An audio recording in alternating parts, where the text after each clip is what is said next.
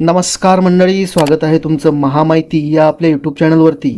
PCMC म्हणजेच पिंपरी चिंचवड क्षेत्रात प्रधानमंत्री आवास योजनेअंतर्गत येणाऱ्या काळात म्हणजेच 1 ते 2 महिन्यातच 6500 घरांची मोठ्या प्रमाणात ही सोडत निघणार आहे.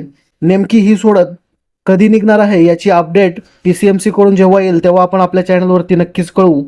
तत्पूर्वी या योजनेमध्ये काही बदल करण्यात आले आहेत. म्हणजेच उत्पन्नाची जी मर्यादा होती EWS साठी ती वाढवण्यात आली आहे. त्यामुळे आता काही कागदपत्रे जी आहेत ते तुम्हाला अपडेट करणं गरजेचं आहे. या व्हिडिओमध्ये आपण हेच पाहणार आहोत की ह्या 6500 सोडतीच्या पूर्वी आपण कोणकोणती कागदपत्रे तयार ठेवायची आहेत जेणेकरून ऐन वेळेला तुम्हाला अर्ज भरताना अडचणी येणार नाहीत.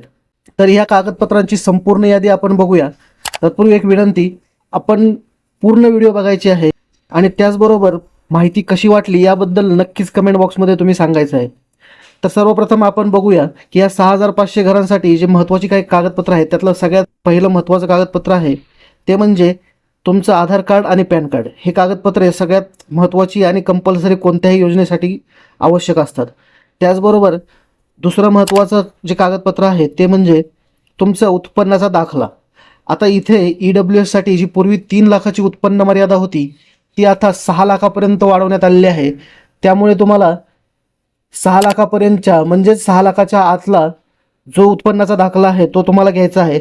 आता इथे लक्षात ठेवायचं आहे की उत्पन्नाचा दाखला घेताना हा तहसीलदारकडचा उत्पन्नाचा दाखला असावा, ज्याच्यावरती इथे तुम्ही व्हिडिओत बघू शकताय समोर जे दिसत आहे अशा प्रकारचा हा बारकोड इथे असणे गरजेचं आहे.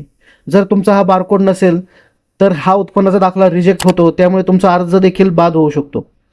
आणि त्यानंतरचे पुढचे महत्त्वाचे कागदपत्र आहे ते म्हणजे रहिवासी दाखला. आता हा रहिवासी दाखला हा अपडेटेड असावा, म्हणजेच त्याच्यावर डिजिटल बारकोड असणे गरजेचे आहे.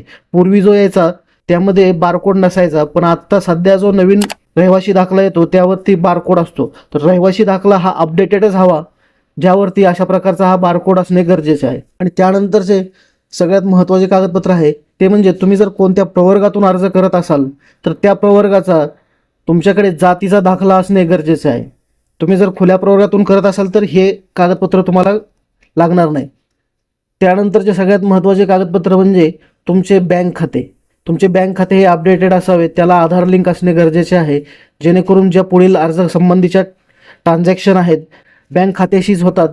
आणि तुमचे जर समजा अर्ज नाहीच तुमचा सिलेक्ट झाला तर जे रिटर्न पैसे येतात ते तुमच्या बँक खात्यातच येतात. त्यामुळे हा बँक खाते देखील तुम्ही अपडेट करून घ्यायचा आहे. बँक खात्याला आधार कार्ड लिंक आहे का नाही हे देखील एकदा चेक करायचं आहे. तर ही काही महत्त्वाची कागदपत्रे आहेत. आणि इथे दुसरा एक तुम्हाला याचा पर्याय दिलेला आहे जो म्हणजे उत्पन्नाचा संबंधित. जर तुमच्याकडे उत्पन्नाचा दाखला नसेल तर तुम्ही ITR म्हणजेच इन्कम टॅक्स रिटर्न, कर परतावा जो तुम्ही भरलेला आहे त्याचा एक सर्टिफिकेट भेटते, तो सर्टिफिकेट लावला तरी चालतो. परंतु एक लक्षात ठेवायचं आहे, तुम्ही ITR ज्यावेळेस अपलोड कराल तो चालू वर्षाचा असणे गरजेचे आहे. म्हणजेच जर 2026 मध्ये ही जाहिरात निघत आहे तर या चालू वर्षाचा ITR भरणे गरजेचे आहे. या ITRचा हा नमुना इथे तुम्ही बघू शकता व्हिडिओमध्ये. ह्या अशा प्रकारचा ITRचा हा सर्टिफिकेट असतो. या सर्टिफिकेट तुम्ही जर तुमच्याकडे उत्पन्नाचा दाखला नसेल तर हे सर्टिफिकेट देखील तुम्ही यूज करू शकता. तर अशा प्रकारे ही काही महत्त्वाची कागदपत्रे आहेत जी तुमच्याकडे असणे गरजेचे आहे.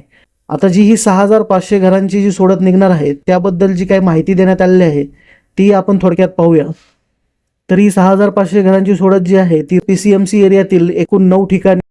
इथे सगळ्यात महत्त्वाची अपडेट म्हणजे एक ही आहे की EWS साठी पूर्वी 300 ते 330 स्क्वेअर फुटाचे फ्लॅट अवेलेबल होते, पण सध्या या ज्या नवीन 6500 घरांची सोडत निघणार आहे यामध्ये ही स्क्वेअर फूटची जी लिमिट होती ती आता वाढवण्यात आली आहे. म्हणजे तुम्हाला जो फ्लॅट भेटणार आहे तो आता 480 स्क्वेअर फुटापर्यंत भेटणार आहे EWS प्रवर्गासाठी.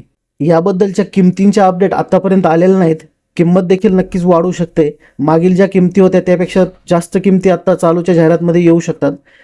नक्कीच किमतींबद्दल आणि इतर कोणतीही माहिती आली तर आपण आपल्या चॅनलवरती त्याबद्दलचे अपडेट देतच राहू. त्यासाठी चॅनलला तुम्ही सबस्क्राईब करून घ्या.